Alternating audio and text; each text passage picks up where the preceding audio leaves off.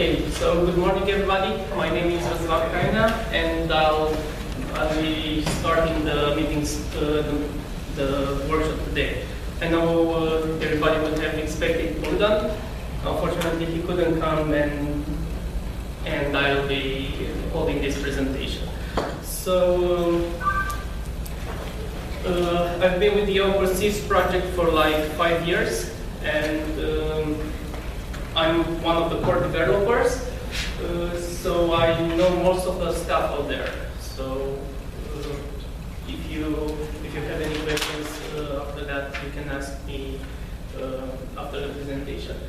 Now I'm going to show you, to give you a small briefing about what we are going to see today, what we are doing for this workshop. It's the first workshop we are doing here in Chicago, Brooklyn, and I hope everything will go well. We hope so too. Yeah, I bet you do. So OpenSIPS is done by the user, by us, because we also use OpenSIPS for the users. You are also users, so we have to keep a very close link between each other. So that's why we started these public meetings. Who attended these public meetings? I know Jared did, Vlad did. Anyone else? So these public meetings are done monthly, every last Wednesday of the month, and basically it's an open discussion about new trends. We are trying to find technical solutions for different problems. We try to find uses and scenarios. What our users, what do our users need OpenSIPS for, what would they like to do with it, and stuff like that. So every month we have different topics that we are trying to discuss in an open discussion. So everybody is welcome there, and we are expecting you every month, every Wednesday, to attend this kind of meetings and give us your input. Are they online? Yes, they are online. They are area-based meetings. So you can find all the meetings we've done until now. They're on the website.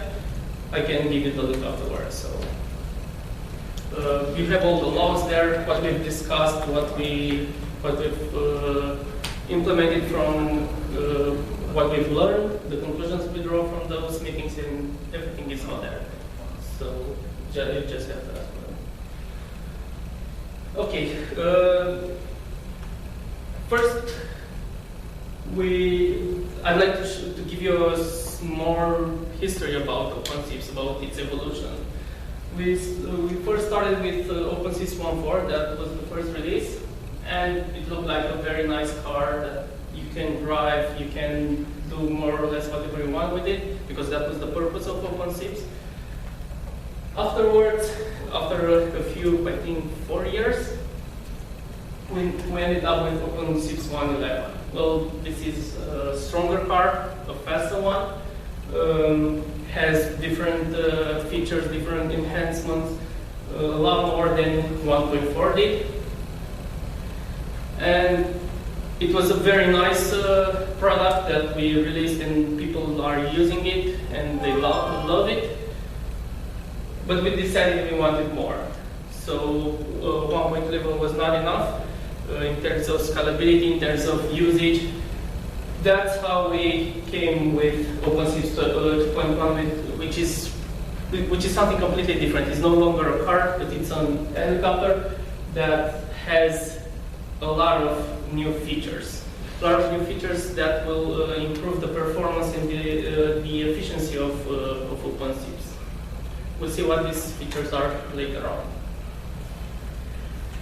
So this is the evolution. This is what we want to become. We want to become a rocket.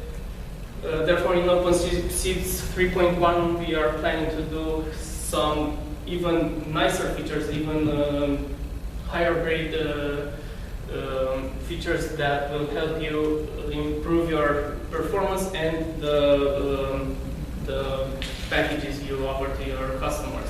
the services you are offering. Let's take them in turn. So now we have two major releases. It's the 2.1 that was released in May. 1.11, which is still maintained as its long-term support version. 1.8 and 1.10 are no longer maintained. So they are out there, they are quite stable, people are using them, but we won't maintain them anymore, starting from May. Let's talk now about OpenSIPS 2.1, which is a very big leap in what we've done. First of all, we have to mention that it's the first version benefiting from the work and the tests we've done in OpenSIPS experimental work. It was the 2.0, if somebody knows about it, which was a completely redesign of OpenSIPS that was no longer process-based, but rather thread-based, and was doing all sort of asynchronous operations to take benefit of the operating system features better. However, we decided to close that project to gather all the information we learned from it, because there was indeed a lot of information, and we started to integrate it with our older version, our stable version of 1.11. So that's how 2.1 was born. From OpenSIPS 2.0, which was an experimental version, and 1.11, which was a stable and pretty efficient SIP engine.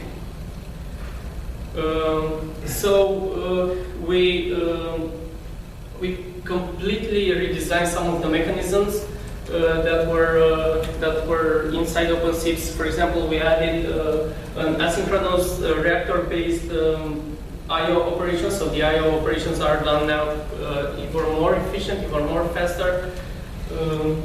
And we also introduced some new concepts like processing context, execution resume, so that you can now do stuff asynchronous. What kind of stuff we'll see later? For example, authentication or REST-based queries. This can be now done asynchronously.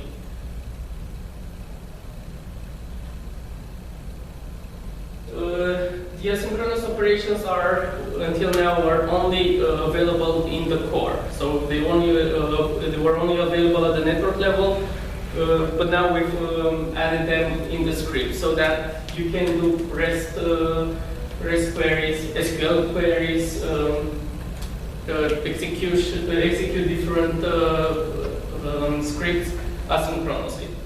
What does this mean? It means that we don't have any I/O blocking anymore. What does that mean? It's something like, so until now in the synchronous mode, if you had one task, and then, for example, let's say you were doing a DB query. Well, you would have launched the DB query and then wait for the response. So this gray, I'm not sure, this gray spot means that the process that was processing the SIP message doesn't do anything in this time. Then you would do another DB query and then wait for it, another DB query.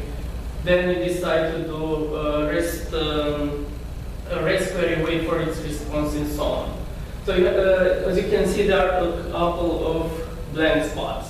The process was blocked up there, was not doing anything, was not taking advantage of the operating system or of the CPU, but rather just stay and wait for a response. Well, of course, this is not efficient because during this time, you could have processing another job. For example, I receive another SIP message and start processing it. That's why we introduced the asynchronous mode. As you can see in this mode, you start the DB query and no longer wait for it. You can start doing other stuff, like, I don't know, doing REST operations. When the DB query ends, you continue the execution until you decide you want to do a different I/O operation. So as you can see, the total amount of processing here is far larger than this one, because here we have these blank spots, we have these waiting times, which are not efficient from processing point of view. What we've also done in order to achieve this was to completely change the network sublayer. So until now, the network sublayer was something in the core that was stuck over there, and it was not modular at all. If you wanted to write, for example, a new transport module or something, for example. Actually, we ended up with this design when we started thinking about writing WebSocket support for OpenSIPS. One solution would be to stock everything there in the core, and when whoever wanted to use OpenSIPS would have to pull that code and compile it and run it. We found these solutions very bad in terms of both performance and design. So what we try to do is we try to find a simpler schema that was supporting all these, that would do the transport sub-module more modular and will allow you to plug in new transport protocols very easy. And that's how we came up with this design. So until now, everything here was on a single plane level. Now, as you can see, we have two different levels that are using three different interfaces. Now the transport protocols are these ones and are encapsulated as separate modules that export two kinds of interfaces. An interface for the network layer. So here are the UDP send to and receive from primitives. Here we have write and read primitives. But here above we have the TCP connection. So actually the bottom TCP module implements all the TCP connection management, implements all the send receive mechanisms. So the core implements the very low network protocols for both UDP and TCP. The modules implement the more complex logic. For example, adding different headers. For example, the content length for TCP, or for WebSocket, the special length field in the WebSocket packet, and so on. And all the OpenSIPS core and the modules simply use this interface, the red one, to send and receive messages. So all they do is ask this interface, send me this message and give me one of these messages. So as you can see, things got very more simple and very flexible. Because if you want to add a TCP-based, let's say a TCP-based module, for example, secure WebSocket, all you have to do is add one more module here. That's it. So you don't have to do all the TCP management. You don't have to change the modules to be aware that there's one more socket that they, one more protocol type that they have to know about, and so on. All you have to do is write something here, a new module. As I told you earlier, we completely redesigned the TCP, the transport interface, so that we integrate the new WebSocket and WebRTC support. I bet everybody knows what WebRTC is. It basically allows you to use the browser as a SIP client, and you connect to a SIP server using WebSocket, and from that server you can use this, only the SIP and go talk to a different SIP user agent. We'll see this later on. So this new module is in 2.1 is only implemented the server side, so you can act as a client, but we are actually already have the client support in 2.2. It's built on top of the existing TCP management code, so it already uses the new design for the transport interface. OpenSIPS can now do WebSocket to SIP gateway. Until now it could only relay messages, but now it can do gateway, for example, changing protocols from WebSocket to UDP, and we'll see this during this workshop. However, it can do one thing, and probably most of you are aware that OpenSIPS is not a media gateway. So, not being a media engine, it can't handle media. So this has to be handled by somebody else. Our solution was to go with RTP engine because it has different. It supports media gateway between WebSocket clients and plain SIP clients. For example, it does translation between SRTP and RTP. As probably most of you know, this is quite a huge problem in media, in RTP world, media world. Some cool features that we also added in OpenSIPS 2.1 is partitioning support. What does a partition mean? Basically, you can use separate sets of data for different purposes. For example, let's say probably some of you are using the dispatcher module, right? Well, you sometimes want to dispatch to a group on the inbound side, but on the outbound side you want to use a different group, so a different set of data. That's where partitioning comes very handy, because you can differentiate between these two data very, very easily. So it allows to use the same model for different scopes, in different modes.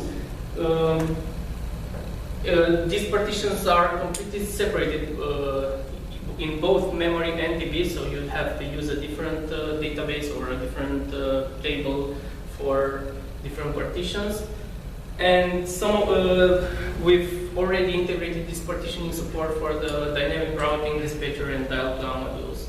Also permissions, I think it's under development, and so on. So there are a couple of other modules that are taking advantage of this data partitioning system. A very, very cool feature that we added in 2.1 is the fraud detection. The fraud detection module. Basically, the module allows you to detect different calling patterns and take some actions on it. For example, you can determine different calls by. You can check certain calls based on the time intervals they call, or the numbers of calls in a particular interval, the number of parallel calls the user does. You can check gray listed destinations and combine all these metrics to determine whether the call is a fraud or not. Basically, what you have are some profiles. For example, in the profile you can determine certain time intervals a user is allowed to call, certain numbers, and a certain number of parallel calls. And these are profiles that you can assign to different subscribers and trunks. And whenever something looks fishy, the module will trigger an event. So the module doesn't take action itself, but rather only trigger an event or mark the user as a fraud in a database or so that you can further block it. But we'll see all of this later on. Another cool stuff we added is the SIP and SDP compression. So this helps you lower the size of a package so that you get rid of the UDP fragmentation, reduce the bandwidth, avoid unnecessary SIP parsing, and so on. You can also compress some non-routing information or simply drop them. Simply drop, I don't know, default headers and stuff like that. Quality-based routing is another module we added. It's, the new module is done, it's built on top of the routing engines, for example, dynamic routing dispatcher, and it's used to collect information about the calls quality. Once you have this, the quality of the call, you can route your calls based on the quality of the call. All these destinations are reordered real time, and this allows you to differentiate between premium quality and lower quality, and allows you to offer different levels of quality to your users.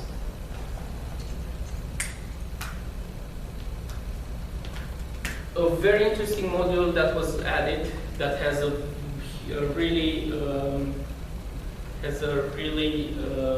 impressive architecture is the emergency calling module, which uses different subsystems to allow users to use 911 calls or 112 in Europe. It's based on the IATF specs, RFC 6881 and 6442, and it's also compliant with ICO specification of the American entity, National Emergency Number Association. So can be used. This module can be used for both Europe and US to prioritize 911 calls and offer support for this kind of calls. Now. So this is all that OpenSIPS 2.1 has until now, and all these are live. They are already released, and you can use it starting from May. So probably some of you already do use them. What we are planning to do for 3.1 is to offer quality-based routing. There's already a module that does that, but we want to make it more easier to use. Config file refactoring. So this is going to be the config file will have a different structure that will make it easier for you to understand and use.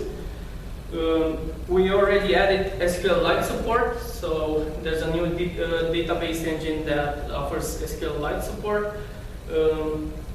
We want to offer a lot of features for Edge proxy. We already had a discussion on IRC about this and already started working on it.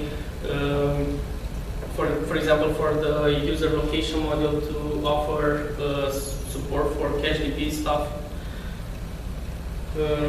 We also want to add WebSocket, the client side support. Actually, this was already added, plus secure WebSocket. Clustering user location, again, we had a discussion on the public meeting regarding this, and it's something that people really want and really need, and we are working on it. And also to add more asynchronous support, for example, for radius, for the radius engine, for radius module, and for the TLS submodule. We want to make this asynchronous to improve the performance and make it more even faster, make OpenSIPS even faster. Thank you very much for your attention. Let me know if you have any questions. until now. So most of these modules, most of the topics I presented here briefly will be discussed in detail later on by me, Vlad, and the other guys. So probably we should keep the questions after those presentations. Okay? Thank you very much.